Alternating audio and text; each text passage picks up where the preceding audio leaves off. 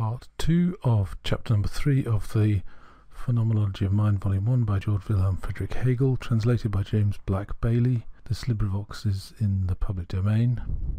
Part 2 of chapter number 3, the force and understanding, the world of appearance and the supersensible world. Our object henceforward has thus the form of a syllogistic inference, Schluss, whose extremes are the inner being of things and understanding, and its middle term the sphere of appearance. The course of this inferential process, however, furnishes the further characterization of what understanding detects in the inner world by the aid of the middle term, and gives rise to the experience understanding goes through regarding this relation of the combined and mutually inferable terms. The inner world is, as far as consciousness, a bare and simple beyond, because consciousness does not as yet find itself in it. It is empty, for it is merely the nothingness of appearance, and positively naked universal. This type of inwardness suits those who say that the inner being of things cannot be known, but the reason for the position would have to be taken in some other sense.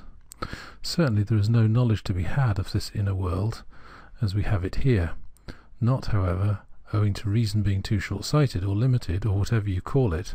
On this point there is as yet nothing known at this stage. We have not gone deep enough for that yet. But on account simply of the nature of the case, because in the void there is nothing known, or, putting it from the other point of view, because its very characteristic lies in being beyond consciousness. The result is, of course, the same if you placed a blind man amid the wealth of the supersensible world. If it has a wealth, whether this be content peculiarly its own, or whether consciousness itself be this content. And if you place one with sight in absolute darkness, or, if you like, in pure light, supposing the supersensible world to be this.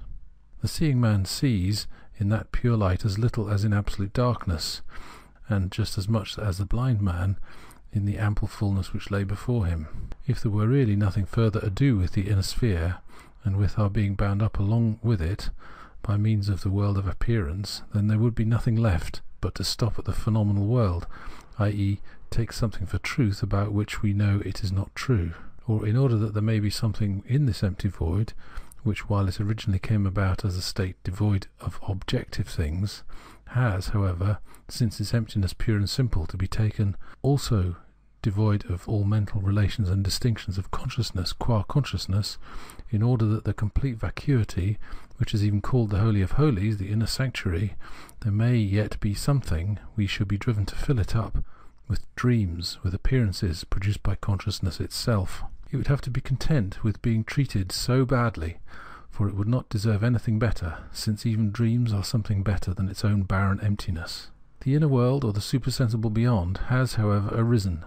It comes to us out of the sphere of appearance, and the latter is its mediating agency. In other words, appearance is its essential nature, and in point of fact its filling. The supersensible is established truth of the sensible and perceptual. The truth of the sensible and the perceptual lies, however, in being appearance. The supersensible is, then, appearance qua appearance. We distort the proper meaning of this if we take it to mean that the supersensible is, therefore, the sensible world, or the world as it is for immediate sense certainty and perception. For, on the contrary, appearance is just not the world of sense knowledge, and perception as positively being, but this world as superseded or established in truth as an inner world. It is often said that the supersensible is not appearance, but by appearance is thereby meant not appearance, but rather the sensible world taken as itself real actuality. Understanding, which is our object here, finds itself in this position, that, for it, the inner world has come about, to begin with, only as the implicit inherent being, universal and still without a filling. The play of forces has simply and solely this negative significance of not being something per se, and its only positive significance is that of being the mediating agency, but outside understanding. The relation of understanding to the inner world through mediation is, however, its own process, by which the inner world will be found to receive fullness of content. The play of forces is what understanding has directly to do with it, but the real truth for it is the inner world, bare and simple. The movement of force is consequently the truth only by being in like manner something simple. Regarding this play of forces, however, we saw that its peculiarity lay in this, that the force which is awakened into activity by another force is just on that account the inciting agency for this other force, which thereby itself only becomes an inciting force. We have here in this way merely direct and immediate interchange, or complete interchange of the characteristic which constitutes the sole content of what comes before us, viz. The fact of being either universal medium or negative unity.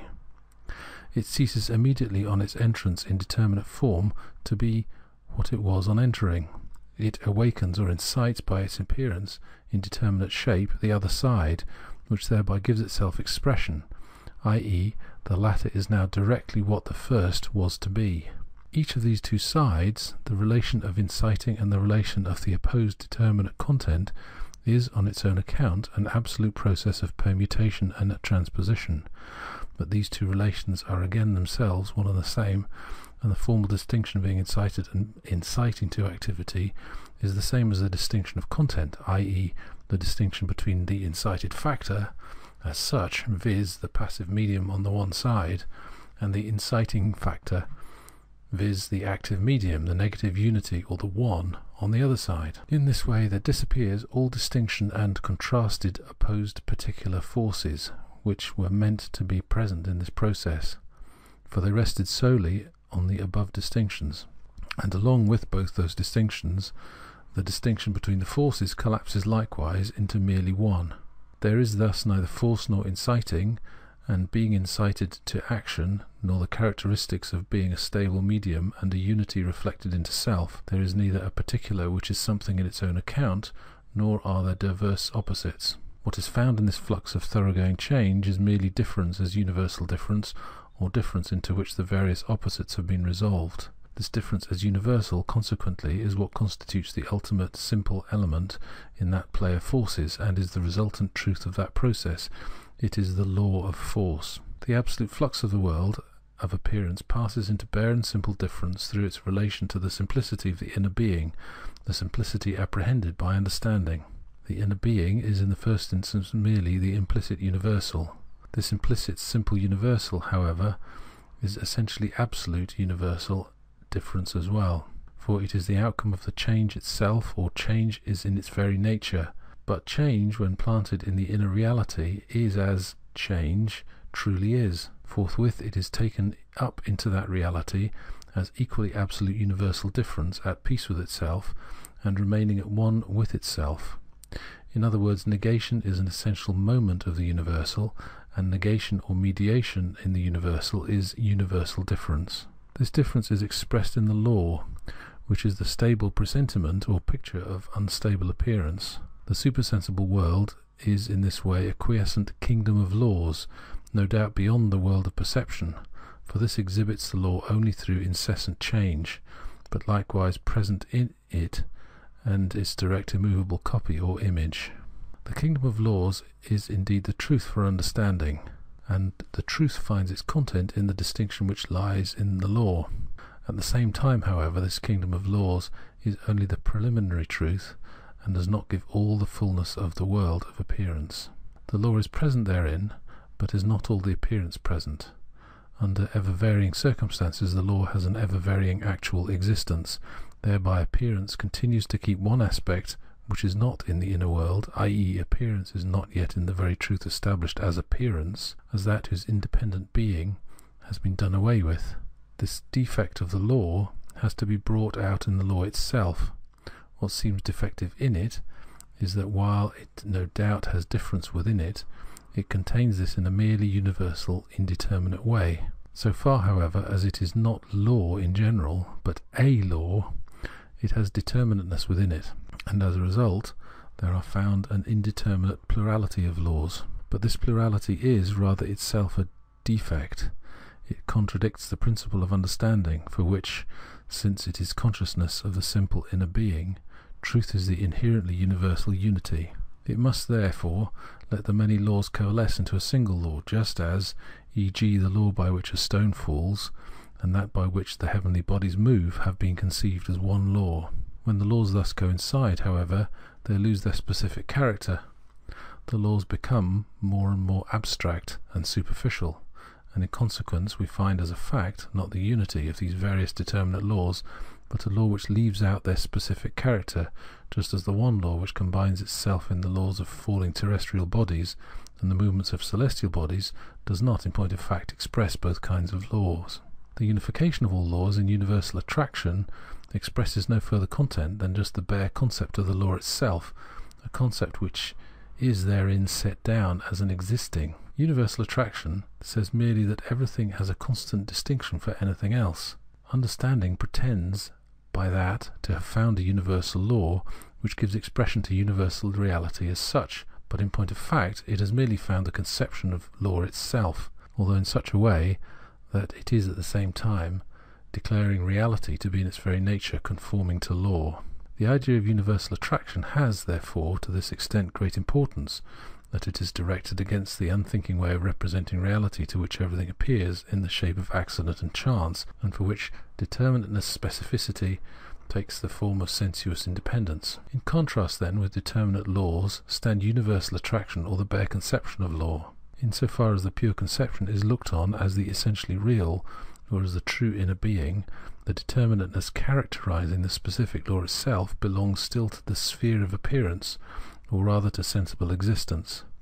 But the pure conception of law transcends not merely the law, which, being itself a determinate law, stands contrasted with other determinate laws, but also transcends law as such. The determinateness of which we spoke is itself strictly a mere vanishing moment, which can no longer come forward here as an essential entity, for it is only the law which is the truth here, but the conception of law turned against the law itself. That is to say, in the law, distinction itself is immediately apprehended and taken up into the universal, thereby, however, making the moments whose relation it expresses subsist as mutually indifferent and inherently real entities. These parts of the distinction found in the law are, however, at the same time themselves determinate aspects. The pure concept of law as universal attraction must, to get its true significance, be so apprehended that in it, the absolutely single and simple, the distinctions which are present in law as such return again themselves into the inner being, qua bare and simple unity. This unity is the inner necessity of the law.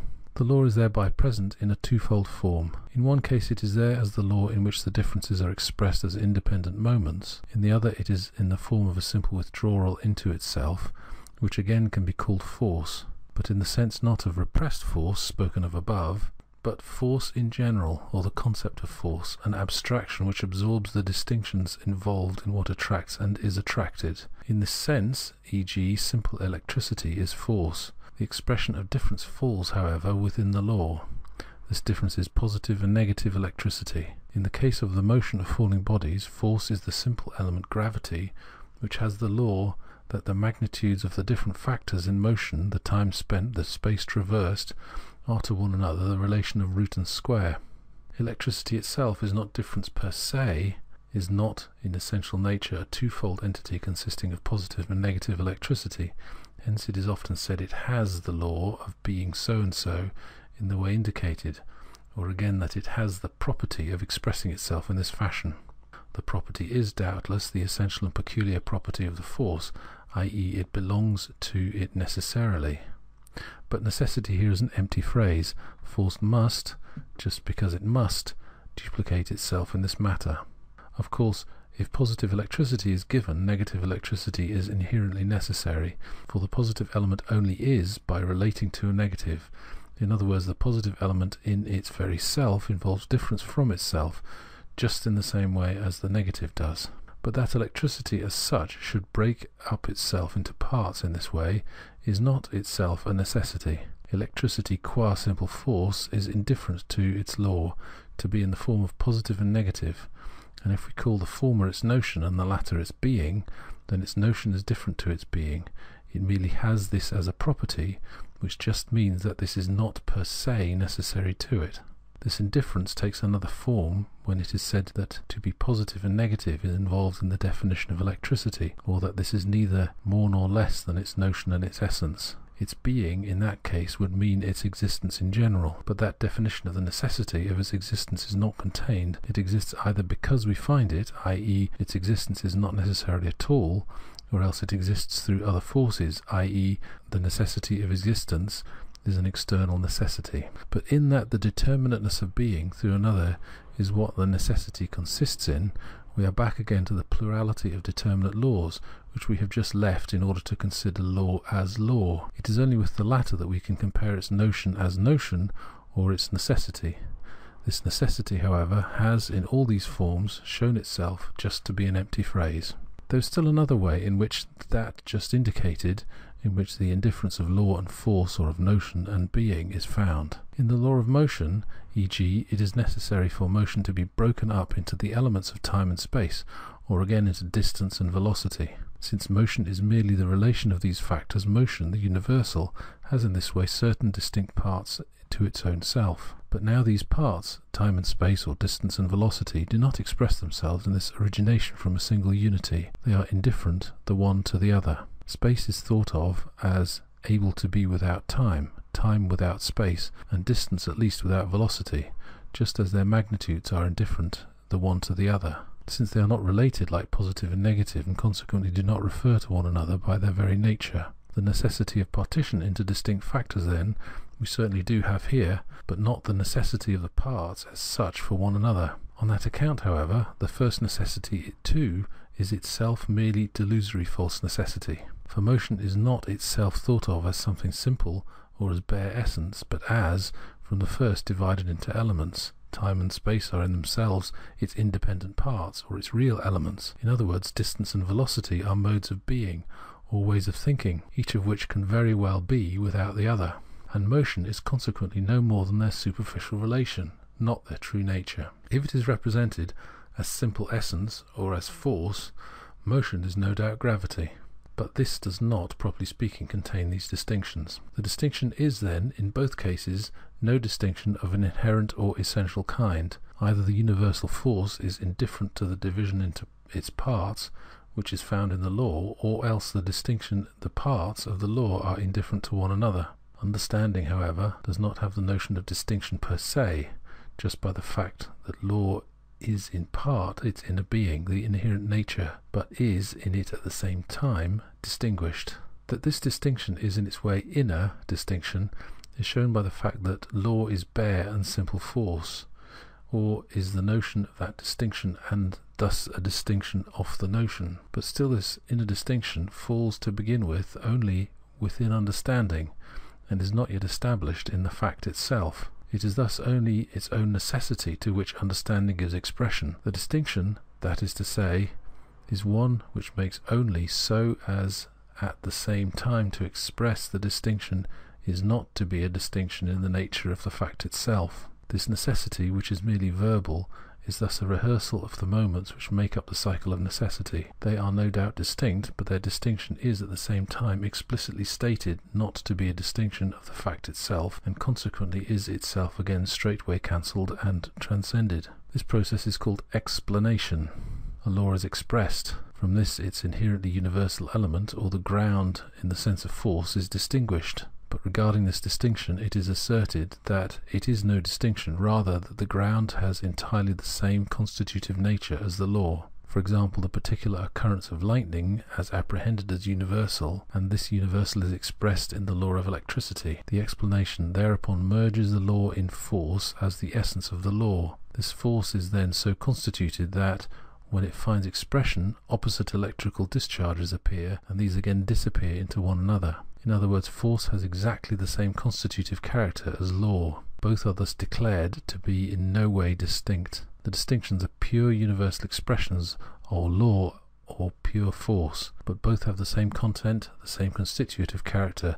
Thus the distinction between them qua distinction of content, i.e. of fact, is also again withdrawn. In this tautological process of understanding, as the above shows, holds fast to the changeless unity of its object, and the process takes effect solely within understanding itself and not in the object. It is an explanation that not only explains nothing, but is so plain that while it makes as if it would say something different from what is already said, it really says nothing at all, but merely repeats the same thing over again. So far as the fact itself goes, this process gives rise to nothing new. The process is only of account as a process of understanding. In it, however, we now get acquainted with just what we missed in the case of the law, absolute change itself. For this process, when looked at more narrowly, is directly the opposite of itself. It sets up, that is, a distinction, which is not only for us no distinction, but which itself cancels as distinction. This is the same process of change which was formerly manifested as the play of forces. In the latter we found distinction of inciting and incited force, or force expressing itself and force withdrawn into itself, but these were distinctions in which reality were no distinctions, and therefore were only immediately cancelled again. We have here not merely the naked entity, so that no distinction could be set up at all. The process we have is rather this, that a distinction is certainly made, but because it is no distinction, again it is superseded. Thus then, with the process of explaining, we see the ebb and flow of change which was formerly characteristic of the sphere of appearance and lay outside the inner world, finding its way into the region of the supersensible self. Our consciousness, however, has passed from the inner being as an object over to understanding on the other side, and finds the changing process there. The change in this way is not yet a process of the fact itself, but rather presents itself before us as pure change, just by the content of the moments of change remaining the same. Since then the notion qua notion of understanding is the same as the inner nature of things, this change becomes for understanding the law of the inner world. Understanding thus learns that it is a law in the sphere of appearance for distinctions to come about which there are no distinctions. In other words, it learns that what is self-same is self-repulsive, and similarly that the distinctions are only such as in reality are none and cancel one another, or that what is not self-same is self-attractive. Here we have a second law, whose content is the opposite of what was formerly called law, viz. The invariable and unchanging self-identical distinction. For this new law expresses rather the process of like becoming unlike, and unlike becoming like. This notion demands of the unreflective mind to bring both laws together and become conscious of their opposition. Of course, the second is also law, an inner self-identical being, but it is rather a self-sameness of the unlike, a constancy or inconstancy. In this play of forces, this law turned out to be just the absolute transition and pure change, the self-same force split into an opposition that in the first instance appeared as a substantial independent distinction, which however in point of fact proved itself to be none. For it is the self-same which repels itself from itself, and this element repelled in consequence was self-attracted. For it is the same, the distinction made, since it is none, thus cancels itself again. This distinction is hence set forth as a distinction on the part of the fact itself, or as an absolute objective distinction. And this distinction on the part of the fact is nothing but the self-same, that which has repelled itself from itself, and consequently only set up an opposition which is none. By means of this principle, the first supersensible world, the changeless kingdom of laws, the immediate type and copy of the world of perception, has turned around into its opposite.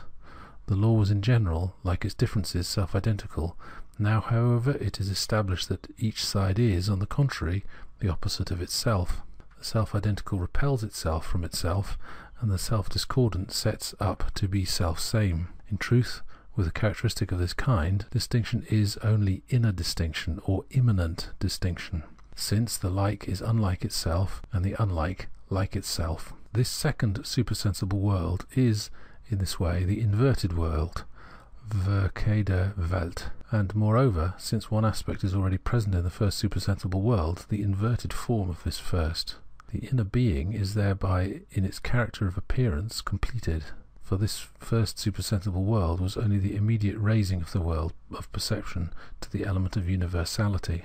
It had its necessary counterpart in this world of perception, which still retains as its own principle of change and alteration. The first kingdom of laws dispenses with this principle, but preserves it in the form of an inverted world. By the law of this inverted world, then, the self-same in the first world is the unlike of itself, and the unlike in the first world is equally unlike itself to itself, or it becomes like itself. Expressed in determinate moments, this will assume the form that what by the law of the first is sweet, in this inner inverted reality sour, what is there black is here white. What by the law of the first was the North Pole in the case of the magnet is in its other supersensible inner world, viz. In the earth, South Pole, while what was there South Pole is here North Pole. Similarly, What by the first law is in the case of electricity the oxygen pole becomes in its other supersensible reality the hydrogen pole, and conversely what is there the pole of hydrogen becomes here the pole of oxygen.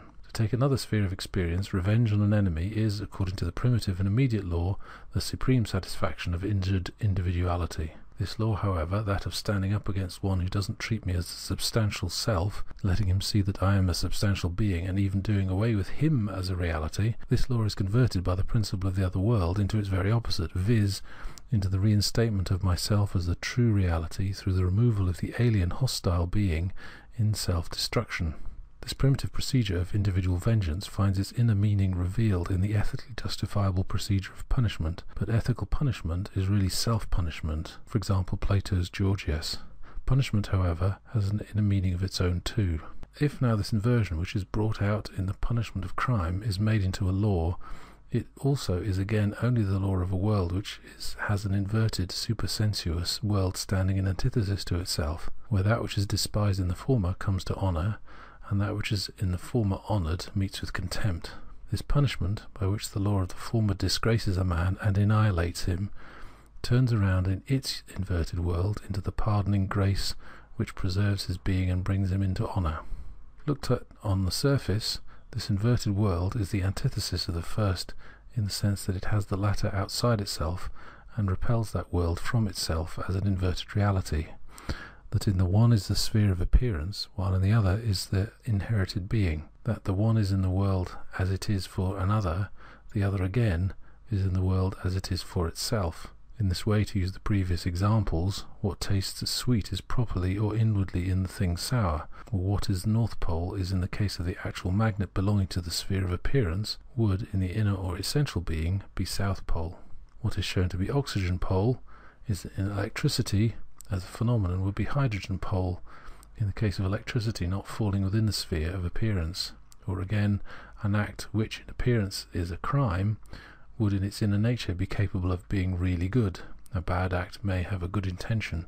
Punishment is only in appearance punishment. In itself or in another world it might well be, for the criminal, a benefit. But such oppositions of inner and outer appearance and supersensible in the sense of two sorts of reality are no longer to be found here. The differences repelled are not divided anew and assigned into two substances, such as would support them and lend them a separate subsistence, the result of which would be that understanding would leave the inner region and fall back again on its previous position. The one aspect or substance would be once more the world of perception, where the one of these two laws would carry on its existence and opposition to it in an inner world, just as sensible world as the first, but in the sphere of ideas, one that could not be indicated, seen, heard and tasted in a sensible world, and yet would be thought of as such a sensible world. But in point of fact, if the one element set up in its perceived reality and its inherent being, as its inverted form is at the time a sensuously represented element,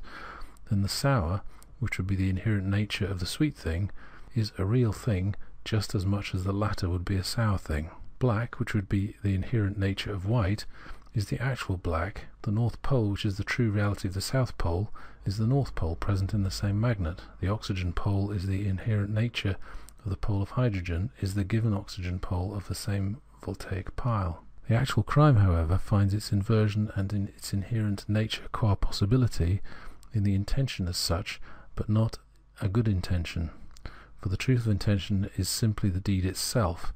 The crime, so far as its content goes, recoils upon itself and finds its inversion in actual punishment.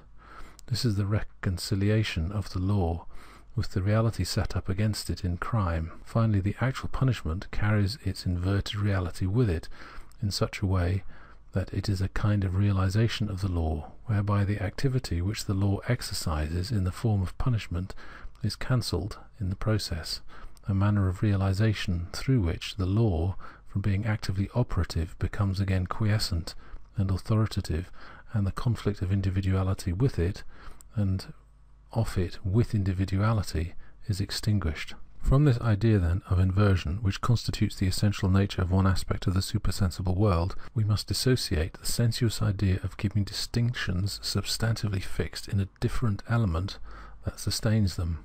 And this absolute notion of distinction must be set forth and apprehended purely as inner distinction, self-repulsion of the self as self-same, and likeness of the unlike as unlike. We have to think pure flux, opposition within opposites self, or contradiction. For in the distinction, which is an internal distinction, the opposite is not only one of two factors, if so it would not be an opposite but a bare existent. It is the opposite of an opposite, or the other is itself directly and immediately present within it. No doubt I put the opposite here, and the other, of which it is the opposite, there. That is, I place the opposite on one side, taking it by itself without the other. Just on that account, however, since I have the opposite all by itself, that it is the opposite of its own self, that is, it is in point of fact the other immediately within itself. Thus the supersensible world, which is the inverted world, has at the same time reached out beyond the other world and has itself in that other. It is to itself conscious of being inverted, für sich verkehrte, i.e. it is the inverted form of itself. It is that world itself and its opposite in a single unity. Only thus is its distinction an internal distinction, or distinction per se. In other words, only thus is it in the form of infinity. By means of infinity we see law attaining the form of inherent necessity, and so realizing its complete nature, and all moments of the sphere of appearance are thereby taken up into the inner realm. That the simple and ultimate nature of law is necessity means, according to the foregoing analysis, A, that it is a self-identical element which, however, is inherently distinction, or that its self-sameness, which repels itself from itself, breaks asunder into two factors.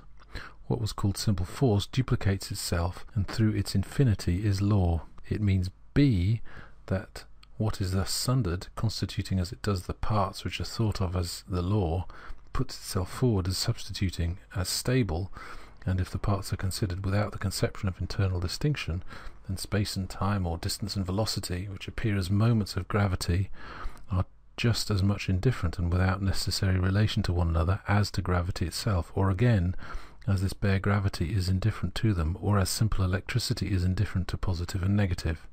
But C, by this conception of internal distinction, this unlike and indifferent factor, space and time, etc., becomes a distinction which has no distinction, or merely a distinction of what is self-same, and whose essences lie in unity.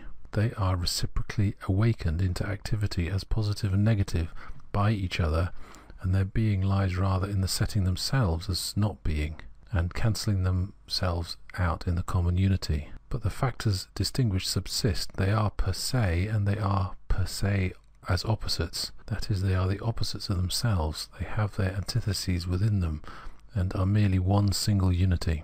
This bare and simple infinity, or the absolute notion, may be called the ultimate nature of life, the soul of the world, the universal lifeblood, which courses everywhere, and whose flow is neither disturbed nor checked by any obstructing distinction, but itself is every distinction that arises, as well as that to which all distinctions are dissolved, pulsating within itself, but with ever motionless, shaken to its depths, but still at rest.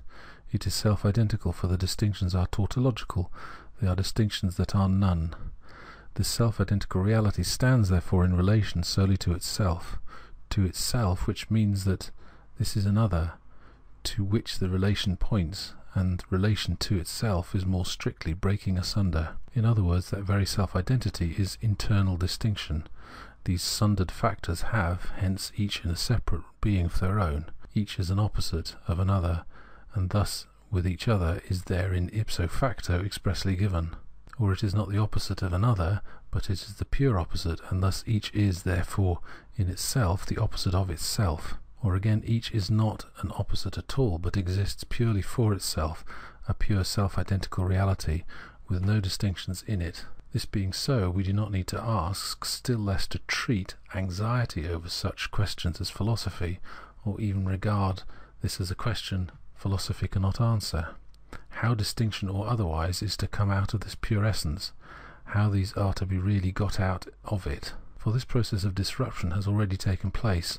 Distinction has been excluded from the self-identical entity and put to one side so far as it is concerned. What should have been taken as the self-identical is thus already one of the sundered elements, instead of being the absolute essential reality.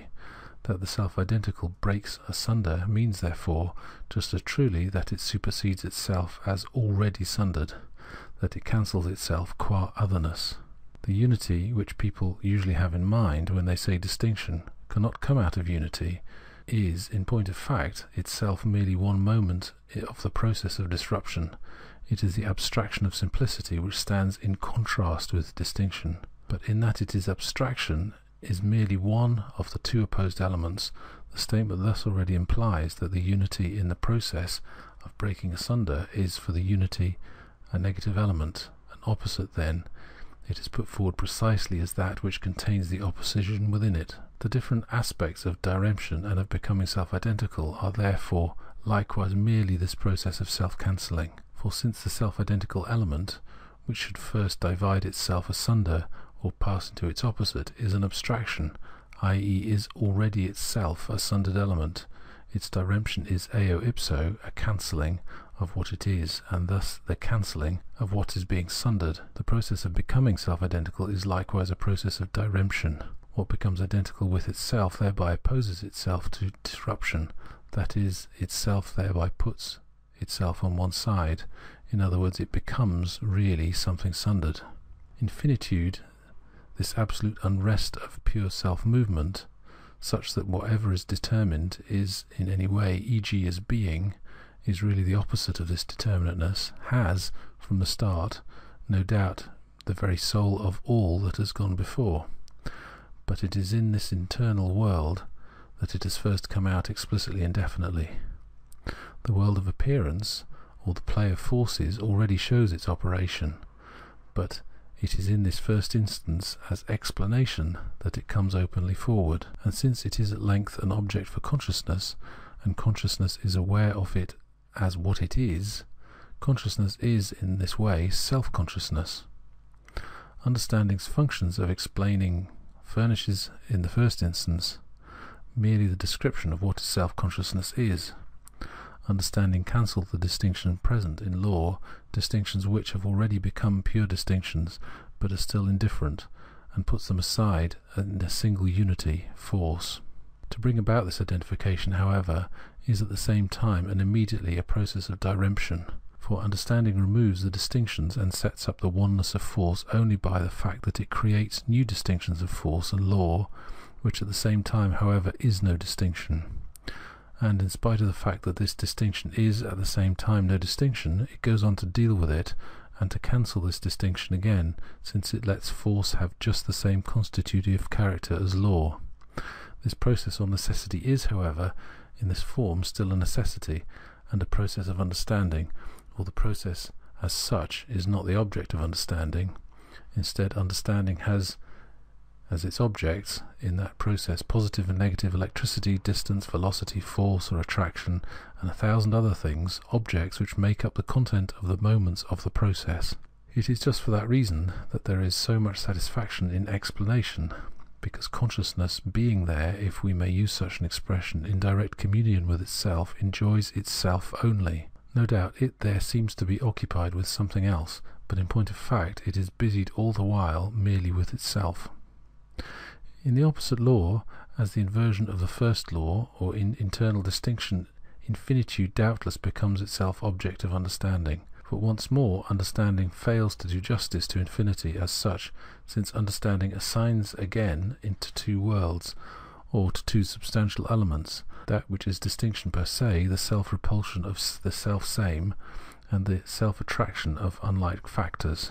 To understanding the process, as it is found in experience, is here an event which happens, and the self-same and the unlike are predicates, whose reality is an underlying substratum. What is for understanding an object in a covering veil of sense now comes before us in its essential form as pure notion. This apprehension of distinction as it truly is, apprehension of infinitude as such, is something for us observing the course of the process, or is implicit, immanent.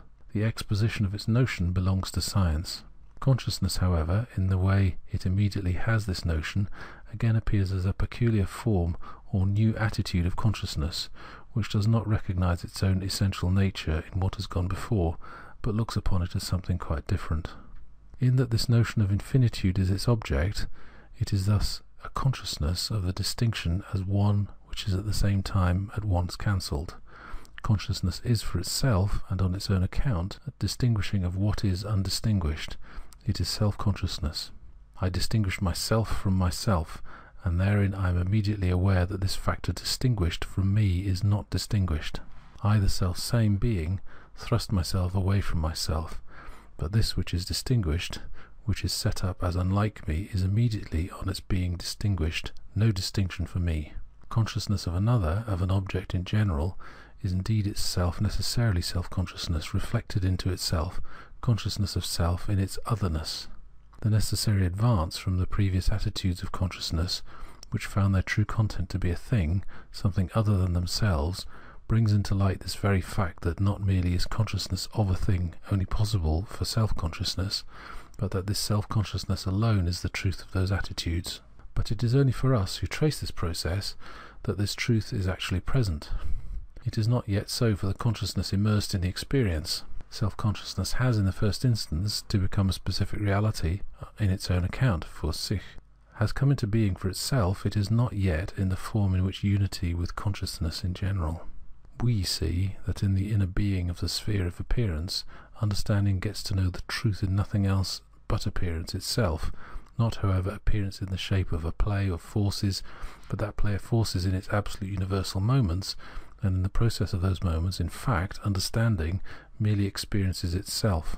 Raised above perception, consciousness reveals itself united and bound up with the supersensible world through the mediating agency of the realm of appearance, through which it gazes into this background that lies behind appearance. The two extremes, the one of the pure inner region, the other that of the inner being gazed into this pure inner region, are now merged together. And as they have disappeared qua extremes, the middle term, the mediating agency, qua something other than these extremes, has also vanished. This curtain of appearance, therefore, hanging before the inner world, is withdrawn, and we have here the inner being, the ego, gazing into the inner realm, the vision of the undistinguished self-same reality, which repels itself from itself, affirms itself as a divided and distinguished inner reality, but as one for which at the same time the two factors have immediately no distinction.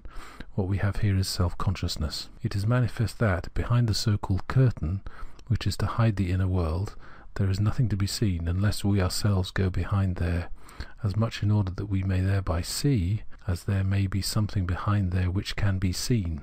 But it is clear at the same time that we cannot without more ado go straight away behind there.